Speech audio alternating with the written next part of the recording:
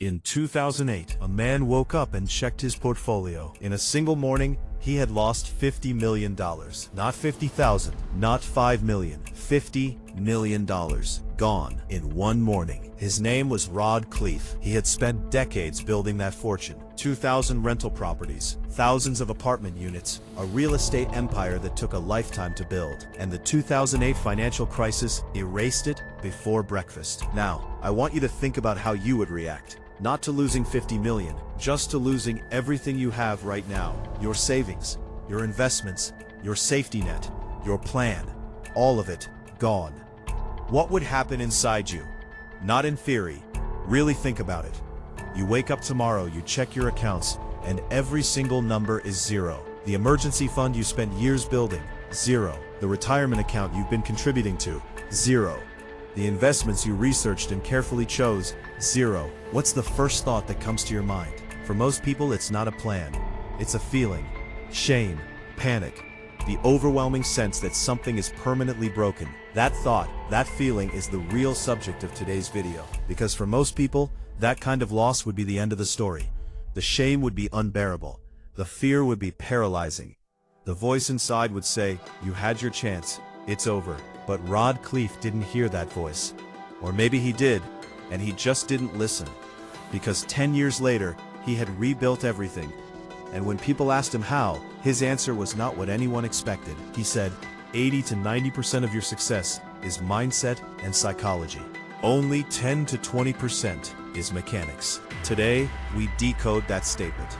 Because inside those words is the single most important lesson about wealth that nobody teaches.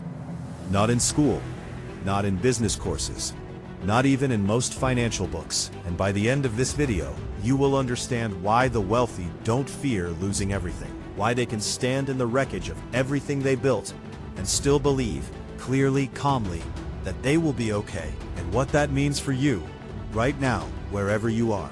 Here is something that will change how you see wealthy people forever. Most of them have already lost everything. Not metaphorically, literally. Walt Disney went bankrupt in 1923. His first animation studio, gone. Clients didn't pay. The distribution deal fell through. He couldn't pay his employees. He filed for bankruptcy. He was 21 years old, broke, humiliated, starting over in a new city with almost nothing.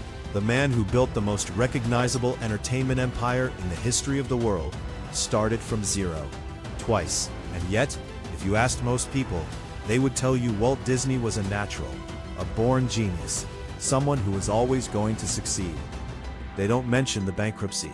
They don't mention the years of failure. They start the story at the part where it worked. James Altucher sold his first company for $10 million, then lost every single cent in a series of bad investments. He made, in his own words, every stupid decision in the book. With $143 left in his bank account, he described contemplating suicide. Not dramatizing, not exaggerating for effect. $143 after having 10 million. He rebuilt. Dave Ramsey, one of the most followed financial voices in America, was a millionaire in his 20s. Built a real estate portfolio worth millions. All at once, he lost his house.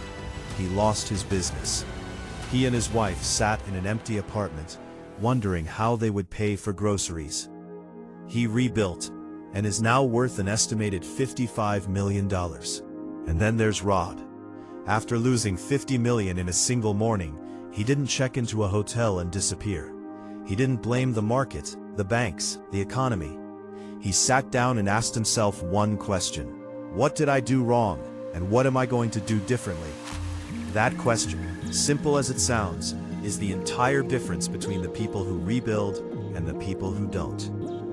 Do you see the pattern? These are not people who avoided failure. These are people who failed completely and came back anyway. But here's the question nobody asks. Why them? Why did they come back when most people in the same situation never recover? What did they have that others didn't? The answer is not connections. It's not luck. It's not even talent. It's something so simple that most people dismiss it without thinking. They separated who they are from what they have. And that separation, that invisible line between identity and assets, is the foundation of everything we're going to talk about today. When Khleif lost $50 million, he lost his money, but he didn't lose 4 things. And those 4 things are exactly what allowed him to rebuild. The first thing, knowledge. The market took Rod's money, but it couldn't take what he knew. 2,000 properties, thousands of negotiations, decades of understanding how real estate works. What to buy, when to buy, who to trust, what to avoid. That knowledge lived inside him, not in his bank account, not in his portfolio, inside him. And here's what makes that so powerful. Knowledge compounds just like money does. Every deal Rod did, good or bad, added something to what he understood about the market. Every negotiation sharpened his instincts. Every mistake showed him exactly what not to do next time. By the time he lost everything, he had $50 million worth of knowledge stored in a place the financial crisis couldn't touch. This is the first thing wealthy people understand that most people never realize. Real wealth is not stored in accounts. It's stored in skills. A surgeon who loses everything still knows how to operate. A developer who loses everything still knows how to build. A negotiator who loses everything still knows how to close a deal. The money is replaceable. The knowledge that generated it, that stays. And here's the uncomfortable question that follows. If you lost everything you have today, what skills would you have left? Not your job title, not your degree, not the name of the company you work for. What do you actually know how to do well enough that the market would pay you for it if you had to start completely over? If the answer is clear and strong, you are more protected than you think. If the answer is vague or uncertain, that's the most important thing to work on. Not the investment account, not the savings rate, the skill. Because the skill is what generates everything else. The second thing, network. When James Altucher had $143 in his bank account, he still had relationships. People who knew him, people who trusted him, people who had seen him operate. And relationships, it turns out, are worth more than money in a crisis. Because money is anonymous, relationships are not. Here's something most people don't understand about networks. They think a network is a collection of contacts, people in your phone, connections on LinkedIn. That's true, but it misses the deeper point. What matters is the history you have built with people, the trust you have earned, the reputation you have established. That's what makes a network valuable, and that's what people trust in a crisis. Followers on social media. That's not a network. A real network is built on trust, on history, on moments where you showed up for someone before you needed anything from them. Think about it this way. If you needed $50,000 today, not to borrow, not to steal, but to launch something real, something you believed in, how many people in your life would seriously consider backing you? Not because they're generous, because they know you, because they've seen what you can do, because they trust your judgment and believe in your character. Most people, if they're honest, would struggle to name 3. Not because they're unlikable, but because they've spent their time building their bank account instead of building their relationships. And then when the bank account disappears, they discover they're alone. But the people who rebuild after losing everything almost always have that network. Not because they were lucky enough to know the right people, because they spent years, deliberately, consistently, showing up for others before they ever needed to ask for anything. The wealthiest people in the world don't just build portfolios. They build people. And those people become their most durable asset. The third thing, mindset. This is the one Khleif talked about. And it sounds soft until you understand what it actually means.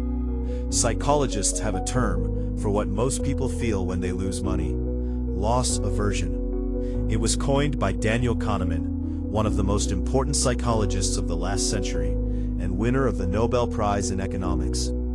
His research showed that the pain of losing something is approximately twice as powerful as the pleasure of gaining the same thing. In other words, losing $100 feels twice as bad as gaining $100 feels good. That's not weakness. That's not irrationality. That is how the human brain was built. For hundreds of thousands of years, our ancestors lived in a world where loss was fatal. Lose your food, you starve. Lose your shelter, you freeze. Lose your tribe, you die. The brain learned to treat loss as an emergency, as a threat to survival, and it still does. Even when the loss is financial, even when nobody is in physical danger, the same alarm goes off. And for most people, that alarm is so loud that they can't think clearly enough to respond well. They panic sell investments at the worst moment. They hold on to failing businesses too long because selling would feel like giving up. They avoid taking necessary risks because the possibility of loss feels more real than the possibility of gain. The wealthy think differently. Not because they feel no pain, they feel it. Rod felt it, Dave felt it, Walt felt it. But they've trained themselves, through experience, through failure, through deliberate practice, to see loss as information, not as identity. Loss as information means something went wrong. What was it? What can I learn from this? What will I do differently? Loss as identity means I failed. I am a failure. This is who I am. One of those responses leads to rebuilding. The other one keeps you exactly where you are. Khleif didn't wake up after losing 50 million and say, I am a failure. He woke up and said, I over-leveraged. I won't do that again. One sentence, that's the difference. And that sentence, that ability to separate what happened from who you are, is something that can be learned. It's not a personality trait you're born with. It's a mental habit, built slowly, through every small loss you face and choose to learn from instead of be defined by. The fourth thing, purpose. Dave Ramsey lost his fortune in his 20s, and in the wreckage of that failure, he found something he hadn't had before. A reason that was bigger than money. He had built wealth for himself, to prove something, to feel secure, to have the things that money buys. Then lost it all. And in the silence after the loss, he had to ask himself a question he'd never asked before. Why am I doing this? Not how do I get it back? Not who is to blame? Why? And the answer that came back was different from anything he built toward before. He wanted to help people avoid the same pain. He wanted to teach what he had learned the hard way. He wanted to build something that would matter beyond his own bank account.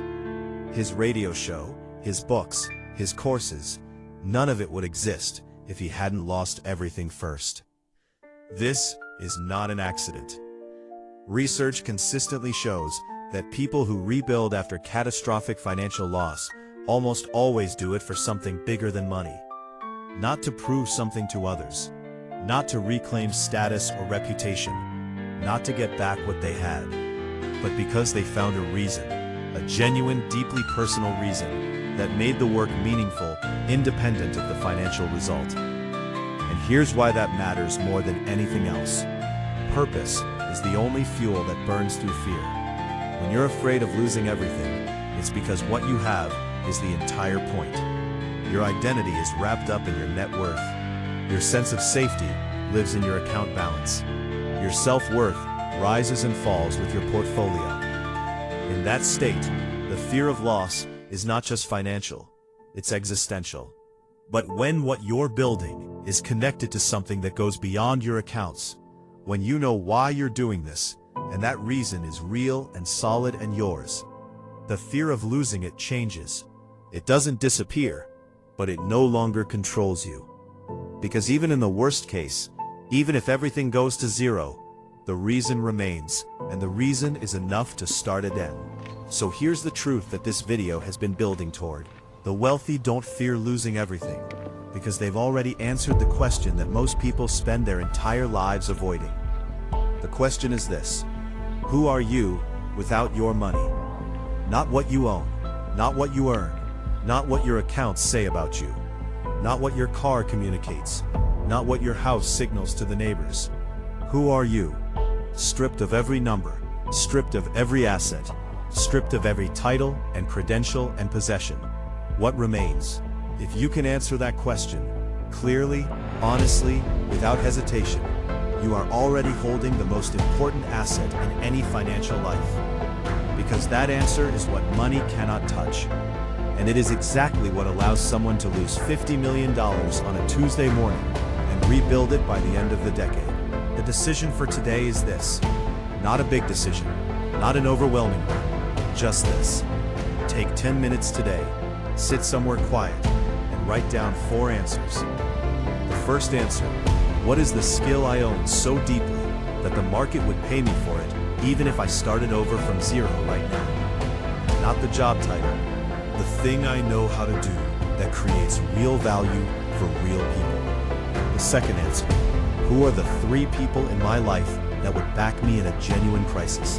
And am I investing in those relationships with the same consistency that I invest in my financial accounts? The third answer: what belief do I currently hold about loss that is quietly keeping me from taking the risks that could change my life? What am I not doing because the fear of losing is louder than the possibility of winning? And the fourth answer: what is the real reason I want financial freedom? Not the surface answer, not security or comfort or options.